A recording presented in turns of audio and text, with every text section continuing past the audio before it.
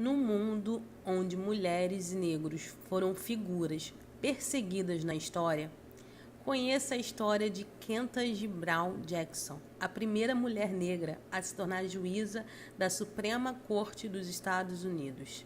Você já deve ter ouvido falar na primeira juíza negra dos Estados Unidos, a Ketanji Brown. Mas afinal, o que fez ela chegar tão longe?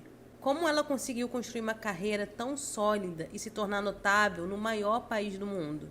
Neste vídeo vou te contar a história de Ketanji Brown Jackson e como ela se tornou uma das maiores influências no século XXI. Mas antes, se você não é inscrito no canal, já se inscreve porque aqui você aprende com histórias reais. E se você está gostando do vídeo, curte e compartilha com seus amigos. Ketanji Brown Jackson nasceu em 1970 em Washington, D.C. Seus pais, John e Ellery Brown, cresceram na mesma época do Separate but Equal, lei constitucional dos Estados Unidos que justificava e permitia segregação racial naquele país, como não sendo uma violação da 14ª emenda da Constituição estadunidense, que garantia a proteção e direitos civis iguais a todos os cidadãos. Ou seja, seus pais vivenciaram a segregação racial, ainda que esta estivesse camuflada. Em 1954, num caso específico, a Suprema Corte derrubou a segregação nas escolas públicas. Ketanji nasceu em 1970, então ela não teve a mesma experiência na escola que seus pais tiveram, mas ela cresceu ouvindo sobre isso e por isso aproveitava todas as oportunidades que tinha. Seus pais sempre a ensinaram que, ao contrário de muitas barreiras que eles enfrentaram enquanto cresciam, o seu caminho era mais claro, de forma que Ketanji trabalhava duro e acreditava em si mesma. Ela sabia que na América ela poderia fazer qualquer coisa ou ser o que ela realmente queria ser. Embora ela tenha nascido em Washington, D.C., seus pais decidiram criar seus filhos em outro lugar, em Miami, Flórida. Eles acharam que lá seria o melhor lugar para criar os seus filhos. Outra razão para eles morarem na Flórida era que seu pai, Johnny, queria se formar em Direito e planejava fazer isso na Faculdade de Direito da Universidade de Miami. A dedicação do seu pai pelo aprendizado marcou Ketanji quando criança.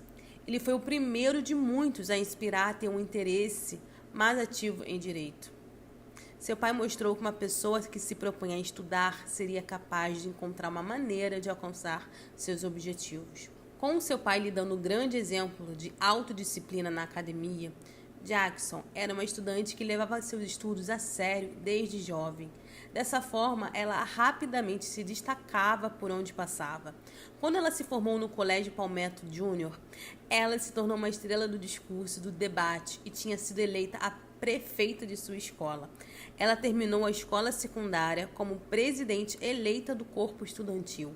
Muito antes de entrar na faculdade, Jackson já estava trabalhando na direção do seu objetivo, que era se tornar uma juíza da Suprema Corte. Como muitas mulheres, especialmente as negras, quando Jackson falou com seus conselheiros durante a sua formação, muitos deles rejeitaram seu desejo expresso de frequentar a Universidade de Harvard. Em vez de apoiá-la e incentivá-la, muitas vezes diziam que ela estava mirando alto demais e que ela tinha poucas chances de alcançá-los. Mas ela não deixou ser abalada por essas opiniões e continuou rumo aos seus objetivos e insistiu em se candidatar para Harvard.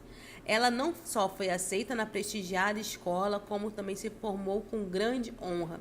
Sendo uma aluna muito dedicada, conseguiu garantir um lugar na Harvard Law School, se formando em 1996. Jackson trabalhou na advocacia privada de 2000 a 2003.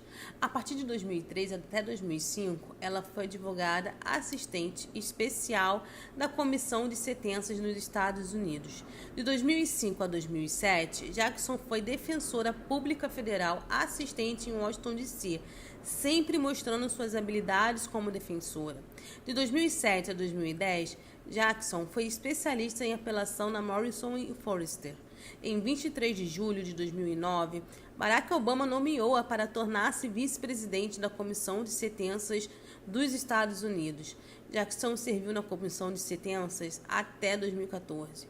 No dia 20 de setembro de 2012, Obama nomeou-a para servir como juíza do Tribunal Distrital dos Estados Unidos para o Distrito de Colômbia. No início de 2016, os funcionários do governo Obama examinaram Jackson como uma potencial candidata ao Supremo Tribunal dos Estados Unidos para preencher a vaga deixada pela morte de Antonin Scalia.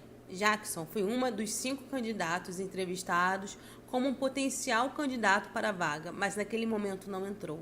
No início de 2002, os meios de comunicação especularam que Biden nomearia Jackson para o Supremo Tribunal dos Estados Unidos para ocupar o lugar vago por Stephen Breyer. Biden prometeu durante a campanha eleitoral presidencial dos Estados Unidos de 2020 nomear uma mulher negra para o tribunal, caso ocorra uma vaga. A potencial nomeação de Jackson para o Supremo Tribunal foi apoiada por direitos civis e organizações de defesa liberal. O Washington Post escreveu que a experiência de Jackson como defensora pública a tornou querida para a base mais liberal do Partido Democrata. Em 25 de fevereiro de 2022, Biden anunciou que Jackson era sua candidata a juíza associada do Supremo Tribunal e em 30 de junho de 2022 tornou-se juíza associada ao meio-dia, quando a aposentadoria de Breyer entrou em vigor. A nomeação de Ketanji Brown Jackson foi notável por ela ser a primeira mulher afro-americana a tomar um lugar no banco. Ela cresceu aprendendo sobre as lutas que seus pais enfrentaram no Sul durante a segregação. Ela viu o quanto poderia realizar com trabalho duro quando seu pai conquistou seu diploma em Direito. Ela passou anos se movendo entre diferentes áreas, sendo nomeada para diferentes posições, mas não desistiu do seu grande sonho. Mesmo sem a sua vitória ser celebrada por todos os americanos, devido a questões partidárias, a Suprema Corte dos Estados Unidos se tornou mais inclusiva para muitos americanos que se identificaram com as lutas de Jackson.